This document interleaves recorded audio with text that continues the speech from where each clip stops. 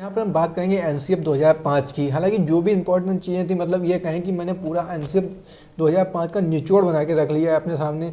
देखो, जो एनसीएफ 2005 है वो पूरा होगा, वो लगभग 18-20 पेज का है। अगर पूरा पढ़ाएंगे तो वो तो संभव नहीं है, लेकिन जितना है ये कंप्लीट है, मतलब ये उसका पूरा निचोड़ है। तो बिल्कुल परेशान ना हो, अंत तक देखो। आपका जो मेन काम क्या है, अंत तक देखना है। आपको जब सुनेंगे मेरी बात को तो आपको ऐसा शौक लगेगा कि अच्छा, ये बात भी एनसीएफ 2005 से ही कही गई है। एनसीएफ 2005 का मतलब है एक तरह पूरी तरह से पेडोलॉजी दोबारा पूरी नई। एनसीएफ 2005 यही है, सीधी बात तो ये है कि पूरी पेडोलॉजी है यहाँ पे। बिल्कुल भी दिक्कत नहीं होगी आपको, आखिरी तक बस ध्यान से सुनना है, क्योंकि मैं यहाँ पे कोई बोर्ड का यूज़ नहीं कर रहा हूँ, कुछ भी नहीं। सिर्फ मेरे जो शब्द निकलेंगे ना, अगर आपने उनको ग्रहण किया, बस वो आपके लिए एकदम रामबाण साबित होंगे। ध्यान से सुनना है, आखिरी तक सुनना है, बिल्कुल परेशान नहीं होना है। मैंने बोला ना कि सीटेट कोई ऐसा एग्ज़ाम नहीं है। मैं जो भी बोल रहा हूँ वो सिर्फ और सिर्फ अपने एक्सपीरियंस में बोल रहा हूँ, क्योंकि मैंने सीटेट क्वालिफाई किया है। उससे बड़ी बात, सीटेट क्वालिफाई करना कोई बिल्कुल मामूली बात है, मतलब कोई भी सीटेट को आसानी से क्वालिफाई कर सकता है। तो इसमें कोई एक बहुत बड़ा मैंने अचीवमेंट नहीं प्राप्त कर ली कि मैंने सीटेट क्वालिफाई किया। बिल्कुल मामूली बच्चों का खेल है, सब कर सकते हैं। आप भी करेंगे। अच्छे नंबर लाना वो एक अलग बात है। तो आपका टारगेट रहना चाहिए एक अच्छे मार्क्स को अचीव करना। तो यहाँ पर जो चीज़ें मैं बता रहा हूँ उसे सुन लेना, शांति से देखना। आपको कम से कम नहीं तो यहाँ से अगर सही से अगर आपने एक चीज़ को सुन लिया, उन चीज़ों को समझ लिया, उसके भाव जो मैं बोलना चाह रहा हूँ उसका मतलब क्या है उसे समझ लिया, तो ये वीडियो आपका कम से कम नहीं तो 40 नंबर का होगा। शॉकिंग बात है, हो सकता है ज़्यादा बोल दिया हो, लेकिन बहुत ही ज़्यादा इंपॉर्टेंट है, ये सब देख के चलें। तो एनसीएफ 2005 क्या है, तो इसको अगर हम एनसीएफ की फुल फॉर्म बोलें तो क्या होगी, नेशनल कैलिग्राम फ्रेमवर्क। ठीक है, तो पूछ लेता है कि हाँ एन का किस लिए प्रेजेंट करता है, सी क्या प्रेजेंट करता है, एफ क्या प्रेजेंट करता है। तो इसलिए मैंने इसकी आपको फुल फॉर्म बता दी। अगर हम इसकी हिंदी की बात करें तो इसका हिंदी अर्थ है राष्ट्रीय पाठ्य चर्चा रूपरेखा। ठीक है, इसमें ये कितनी भाषाओं में ट्रांसलेट किया जा चुका है, तो इसको टोटल जितनी भी अपनी संविधान में भाषाएं हैं सारी भाषाओं में ट्रांसलेट किया जा चुका है। अगर हम पूछें कितनी भाषाएं हैं, तब खाली एक सब्जेक्ट तो या कुछ होगा, सारी चीज़ों की नॉलेज होनी चाहिए। तो टोटल भाषाएं कितनी है हमारे संविधान में, 22 भाषाएं हैं। तो 22 भाषाओं में किया गया है। अगला बात करें इसका सूत्र क्या है, अगर इस एनसीएफ का सूत्र की बात करें तो वो है बिना भय की शिक्षा। ठीक है, बिना भय की शिक्षा, ये एक टैग कह सकते हैं। कुछ इसके सिद्धांत जो हर जगह आपको सारी जगह सुनने को मिलेंगे।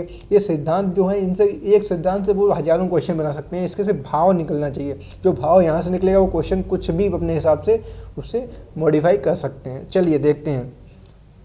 सबसे पहला क्या है कि ज्ञान को बाहरी जीवन से जोड़ना, ज्ञान को बाहरी जीवन से जोड़ना। अब इससे रिलेटेड वो कितने भी क्वेश्चन बना सकते हैं, हज़ारों क्वेश्चन बना सकते हैं, जहाँ पे आपको लगे कि हाँ इस ऑप्शन में बात हो रही है बाहरी जीवन से जोड़ने की।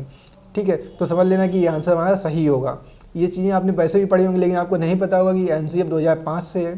ठीक है, तो ये मूल सिद्धांत है जो 5 है, उसमें से पहला सिद्धांत बोला मैंने, क्या बोला, ज्ञान को बाहरी जीवन से जोड़ना। दूसरे की बात करें, रटन प्रणाली को समाप्त करना, मतलब रटना, बच्चों को कभी रटाना नहीं है। ठीक है, कहने मतलब समाप्त करना मतलब निगेटिव, जहाँ पे दिखाई पड़े रटने की बात हो रही वो ऑप्शन हमेशा गलत होगा, मतलब निगेटिव होगा। मतलब अगर वो पूछे कि इनमें से कौन सा सही नहीं है तब आ जाएगा। रटने वाली बात कहे कि सही है तो रटने वाला कभी भी सही नहीं हो सकता। बात समझ में आ रही है। अगला देखते हैं, शिक्षा पाठ्य पुस्तक केंद्रित ना हो। मतलब कहने का है कि जो हम बच्चों को शिक्षा दे रहे हैं उसका ये नहीं होना चाहिए कि पूरी तरीके से उसके लिए जो कॉपी किताबें हैं बस उनके ऊपर केंद्रित रहें। थोड़ी स्पीड मेरी ज़्यादा होगी, मुझे पता है, क्योंकि मेरा ये टारगेट रहता है कि कम से कम समय में ज़्यादा से ज़्यादा आपको इन्फॉर्मेशन मिल सके। ठीक है, हालांकि बहुत से छात्र होते हैं जिन्हें 2x में देखने की आदत होती है, तो उनके हिसाब से मेरी स्पीड ठीक होगी। ठीक है, तो पहला बोला था ज्ञान को बाहरी जीवन से जोड़ना, दूसरा हो जाएगा रटने की प्रणाली को समाप्त करना, तीसरा हो जाएगा शिक्षा पाठ्य पुस्तक केंद्रित नहीं होनी चाहिए, मतलब पाठ्य पुस्तक पे आधारित शिक्षा नहीं होनी चाहिए। अगला है कक्षा को गतिविधियों से जोड़ना और इस परीक्षा को लचीला बनाना। मतलब क्या है, कहने का मतलब क्या है, कक्षा कक्ष में ये नहीं होना चाहिए कि हम सामने टीचर खड़ा होकर पढ़ा रहा है, बच्चे बैठे बैठे समझ रहे हैं, नहीं। उन्हें गतिविधियों से जोड़ना, मतलब जो भी सिखाना है उसके लिए छात्रों से हम एक गतिविधि कराएं। ठीक है, और परीक्षा को लचीला बनाने का मतलब क्या है, ये नहीं होना चाहिए कि हम परीक्षा को एक बच्चों के अंदर उसका भय हो जाए, नहीं।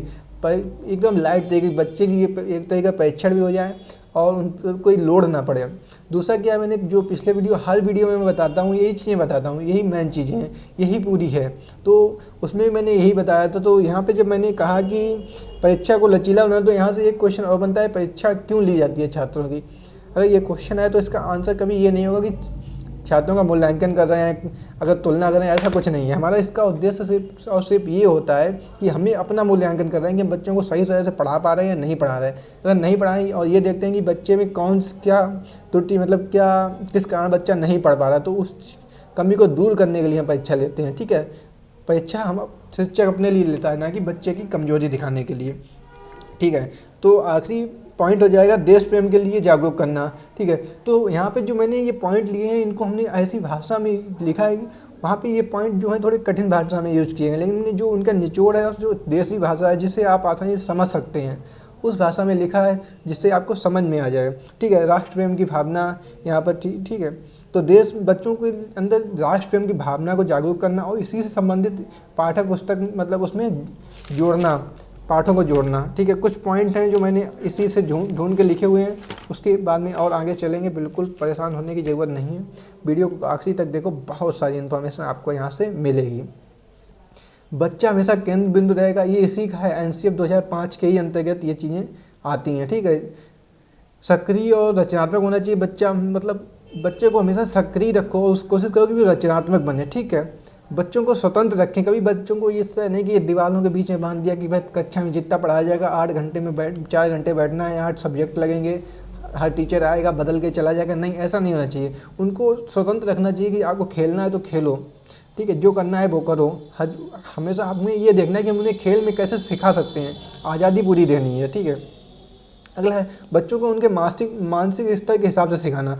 मतलब यहाँ पे ये कहने का है कि बच्चा जिस उम्र का हो उसे उसी हिसाब की शिक्षा देनी है। ऐसा नहीं होना चाहिए छोटा सा बच्चा है आप उसे कंप्यूटर साइंस पढ़ाने लगे, हालांकि वो भी पढ़ाना सिलेबस में चालू कर दिया, मतलब उस हिसाब से पढ़ाना चाहिए, उसी क्लास के हिसाब से। मतलब अगर हम ऐसी चीज़ें पढ़ाने लगेंगे जो उससे बिल्कुल रिलेटेड नहीं है, तो वो चीज़ों को रट तो लेगा जब आप दबाव डालेंगे, लेकिन वो उन चीज़ों को ना तो अप्लाई कर पाएगा ना उन्हें समझ पाएगा। तो उन्हें ऐसी चीज़ों को ही पढ़ाना है जो उन्हें समझ में आ जाए। ठीक है, अगला है स्कूल को बाहरी जीवन से जोड़ा जाए और बाहरी जीवन में जो घटनाएं हो रही हैं उनसे जोड़ के क्या होता है कि बच्चा सिर्फ स्कूल से नहीं सीखता है, बच्चा सीखता है स्कूल से और वातावरण, परिवेश, परिवार, समाज सबसे मिलके ना। तो बच्चों को मतलब स्कूल को समाज को एक साथ जोड़ने का, बॉन्ड बनाने का प्रयास करना चाहिए। ठीक है, तो यहाँ पे कुछ ये पॉइंट थे जो मैंने यहाँ पे पहले लिख दिए। आगे और भी महत्वपूर्ण बिंदु हैं, उन्हें देख लेते हैं। एनसीएफ 2005 के वीडियो पसंद आ रहा हो तो लाइक कर देना। ठीक है, चैनल को सब्सक्राइब कर देना अगर आपको थोड़ा बहुत भी लगे। ठीक है, कि हाँ कुछ फ़ायदा हो रहा है, बिल्कुल फ़ायदा होगा, इतनी बात की गारंटी। जो इतने कम समय में मैं आपको जितना ज़्यादा नॉलेज दे रहा हूँ शायद ही आपको कहीं और मिल पाएगा, क्योंकि ये कोई लाइव क्लास नहीं है, मैं किसी कमेंट नहीं देखनी है, मुझे सिर्फ और सिर्फ फोकस करना है कि मुझे क्या पढ़ाना है, बस उस पर केंद्रित होकर मैं बहुत स्पीड में ले जा रहा हूँ आप लोगों को। काम क्या है, आपको सिर्फ मेरी बातों को सुनना है। अगर नहीं समझ में आ रहा है बिल्कुल परेशान ना हो, एक बार वीडियो और देख लेना। यहाँ से जो चीज़ें मिल रही हैं एक एक लाइन से 50-50, 100-100 क्वेश्चन बन सकते हैं। उसके भाव को समझो कि कहना क्या चाह रहा है। ठीक है, आराम से समझने का प्रयास करो, बहुत आसानी से। कुछ है ही नहीं। सीटेट मेन बात तो है, सीटेट कोई ऐसा एग्ज़ाम नहीं है कि इसमें ये कहा जाए कि नहीं क्वालिफाई होंगे या नहीं होंगे। ये तो कोई आपके अंदर संदेह नहीं होना चाहिए, बिल्कुल भी अपने अंदर से ये संदेह निकाल दो कि नहीं सीटेट में कोई ऐसा कठिन बिल्कुल भी नहीं है। सिर्फ आपका टारगेट होना चाहिए कि ज़्यादा नंबर कैसे ले आएँ। यहाँ पे कोई फेल होने का ऑप्शन है ही नहीं। बहुत से छात्र इसलिए कन्फ्यूजन, नहीं कैसा एग्जाम होगा। नहीं भाई, सीटेट एग्जाम अभी मैं बता रहा हूँ ना, अभी आपका होगा। ठीक है, इसमें आप क्वालिफाई होना है, 100% क्वालिफाई होना है, लेकिन आप अगले साल फिर इसमें अप्लाई करेंगे। क्यों? क्योंकि आपको अपनी और रैंक बढ़ानी है। चाहे भले ही इस बार 120 आ जाए, लेकिन आप अगली बार करेंगे दोबारा अप्लाई। और एक बात मान के चलेंगे, सीटेट कोई एग्ज़ाम ऐसा नहीं है जिसमें आपको पास होने के लिए कोई दिक्कत हो, कुछ भी नहीं भाई। आराम से बस 1-2 वीडियो भी देख लो सही से। टारगेट से मैंने हमेशा से आपको बताया है, क्या बताया है कि प्रीवियस पेपर को लेके चलना है। बस प्रीवियस पेपर ये समझ लो कि आपको बस वही कॉपी करके दोबारा पेपर आ जाएगा, अगर आपने सारे प्रीवियस पेपर देख लिए 100%। ठीक है, आगे चलते हैं। महत्वपूर्ण बिंदु इसके क्या क्या है। शिक्षा को बाल केंद्रित करना चाहिए, मतलब केंद्र बिंदु बालक होना चाहिए, ना कि सिलेबस बिल्कुल भी नहीं, ना स्कूल ना शिक्षक, कुछ भी नहीं। सबसे केंद्र बिंदु हर चीज़, हम जो भी चीज़ें लेंगे शिक्षा के लिए, उसे सिखाने के लिए हमेशा मेरा टारगेट क्या रहेगा, बालक। ठीक है, इसके अगर बात करें एनसीएफ 2005 को निर्माण किसके द्वारा किया गया, किसने बनाया, तो ये एनसीईआरटी हो जाएगा, न कि कोई सरकार ने या किसी ने बनाया है। इसकी उत्पत्ति हुई कहाँ थी, तो रविन्द्रनाथ टैगोर के एक निबंध से हुई है जिसका नाम है सभ्यता व प्रगति। ठीक है, यहाँ पे क्वेश्चन बन सकता है शायद, अभी तक तो मुझे कहीं ये क्वेश्चन नहीं दिखा, लेकिन मैंने फिर भी आपको बता देता हूँ। और ये जो है मानव संसाधन एवं विकास मंत्रालय की एक पहल थी, और इसके प्रोफेसर कौन से, यशपाल, प्रोफेसर यशपाल थे। ठीक है, तो इनकी अध्यक्षता में बनाई गई थी। तो यहाँ पे एक पॉइंट ये वाला इंपॉर्टेंट मुझे लग रहा है कि एनसीएफ 2005 किसकी अध्यक्षता में बनाई गई, तो आप कह देंगे प्रोफेसर यशपाल की अध्यक्षता में। और किसकी पहल थी, तो कह देंगे मानव संसाधन एवं विकास मंत्रालय की। ठीक है, अगला पॉइंट इसी का है कि बच्चे को चतुर्मुखी विकास करना चाहिए। ये नहीं होना चाहिए कि नहीं हमें एक ही चीज़ पढ़ा है, किताबों रटंत विद्या, बिल्कुल नहीं करना चाहिए भैया। बाद में बहुत से ऐसे छात्र देखे होंगे अपने जो स्कूल टाइम में जो बहुत अच्छे थे, जो भी टीचर क्वेश्चन पूछता था आप वो बच्चे तुरंत बता देते थे, लेकिन आज आप देख रहे होंगे वो भी आपके साथ में ही दौड़ रहे होंगे। सच बात ये है, क्योंकि वो रटंत विद्या पर आधारित थे। अगर उनके अंदर कोई एक ऐसा कौशल होता तो ये हो सकता था कि वो किसी क्षेत्र में आगे निकल गए थे और तरक्की कर लेते। रटंत विद्या पर बिल्कुल बल नहीं देना, उन्हें चतुर्मुखी विकास कराना कि हर क्षेत्र में उनका विकास हो। ठीक है, हमेशा मातृभाषा को बच्चों की प्राथमिकता देनी है कि जहाँ भी दिखाई पड़े मातृभाषा, समझ लेना कि ऑप्शन सही है। बच्चे की मातृभाषा किसी भी तरह की बाधक नहीं है। ये जो पॉइंट मैं बोल रहा हूँ मैं पिछले वीडियो में बोल चुका हूँ, लेकिन ये एनसीएफ 2005 में दोबारा बोल रहा हूँ, क्योंकि यहाँ पर आप सुन रहे हैं कि आपको लग रहा है कि ये सब चीज़ें मैं पढ़ चुका हूँ, लेकिन ये एनसीएफ 2005 में दोबारा पढ़ाई जा रही हैं। तो ये ध्यान से सुनो, ये सब एनसीएफ 2005 का ही है। जो भी चीज़ थी ये पूरी भैया अपने आप में एक आपको पास कराने के लिए काफ़ी है एनसीएफ 2005। सही बात है, इस भाव को समझो तो भाव से ही सारे क्वेश्चन आंसर तुम्हारे बन जाएंगे। चलिए, इसमें सुझाव क्या क्या दिए गए थे, इसमें सुझाव दिए गए थे कि शिक्षक को हर 6 महीने में प्रशिक्षण देना है, क्योंकि भाई नए नए अपडेट होते रहते हैं शिक्षा के क्षेत्र में। तो शिक्षकों को भी बुलाना है, उन्हें फिर से समझाना है, हर 6 महीने में उन्हें प्रशिक्षित करना है। बच्चों को खेल खेल में शिक्षा पर जोर देना है। ठीक है, बच्चों को जो भी सिखाएं कोशिश करें कि उसे किस तरह से सिखाएं कि जो बच्चे स्कूल आने के लिए प्रेरित हों, उन्हें खेलने को पूरा मौका दें। उसमें ये समझाएं कि कैसे हम उन्हें सिखा सकते हैं। तो आपने प्ले स्कूल का नाम सुना होगा, वो इसी पे आधारित होते हैं। अगला है करके सीखने पर जोर, बच्चों को रटाने और समझाने पर ज़्यादा जोर ना दें, हमेशा कोशिश करें कि वो खुद करके सीखें। जैसे कि आप बच्चे को ये कहेंगे कि मतलब आपको जैसे घर पे बताया गया कि कभी आग को छूना नहीं है या लाइट वाले वायर को छूना नहीं है, लेकिन ऐसा हुआ कि आपको जब से इतने बड़े हो गए आज तक कभी करंट ना लगा हो, आज तक कभी जले ना हो, ऐसा तो संभव नहीं है ना, जबकि आपको बताया गया था कि ऐसा होता है। क्यों, लेकिन उसके बाद भी हम सीख गए कि नहीं अब नहीं छूना है, क्योंकि ये प्रभाव पड़ता है। ठीक है, यहाँ पे आप इस तरह से जब तक आपके साथ घटना घटेगी नहीं तब तक आप सुधरेंगे नहीं। यही बच्चों का स्वभाव होता है, क्योंकि वो जिज्ञासु होते हैं, उन्हें हर चीज़ को करके देखने के ऊपर आधारित, खुद चाहते हैं कि वो सीखें। ठीक है, तो शिक्षा जो होनी चाहिए रोजगार परक होनी चाहिए। पिछले वीडियो में मैंने बताया था कि रोजगार के लिए शिक्षा नहीं देनी चाहिए। यहाँ पे बोल रहा हूँ कि शिक्षा को रोजगार परक होना चाहिए। दोनों बातें एक दूसरे की निगेटिव हैं। कुछ लोग इस बात को नोट कर पाएंगे जो मेरे वीडियो ध्यान से देखते होंगे, हालांकि कोई देखता नहीं है। ठीक, तो रोजगार परक का मतलब और रोजगार के लिए तो बहुत अंतर है। रोजगार के लिए का मतलब है हमारा उद्देश्य है कि हम ये कैसे बच्चे को रोजगार दिलाने, और यहाँ पे जो उद्देश्य है, यहाँ पे जो बोल रहा हूँ रोजगार परक, इसका मतलब ये है कि बच्चों को वो भी ज्ञान देना चाहिए जिससे उन्हें रोजगार मिल सके, ना कि इसलिए ज्ञान देना चाहिए कि रोजगार उन्हें पाना है। ठीक है, रोजगार परक ज्ञान, बात अंतर समझ में आ रहा होगा आप लोगों को। रोजगार पाने के लिए नहीं पढ़ाना है उन्हें, जो रोजगार देने वाली शिक्षा उन्हें आनी चाहिए। ठीक है, मतलब जिससे वो रोजगार पा सकते हैं। ठीक, उसके बाद में 5, 8 और 11 की बोर्ड परीक्षाएं नहीं होंगी। कक्षा 5 और 8 और 11 में बोर्ड परीक्षाओं का आयोजन नहीं होगा। ये भी इसी की सिफारिश थी।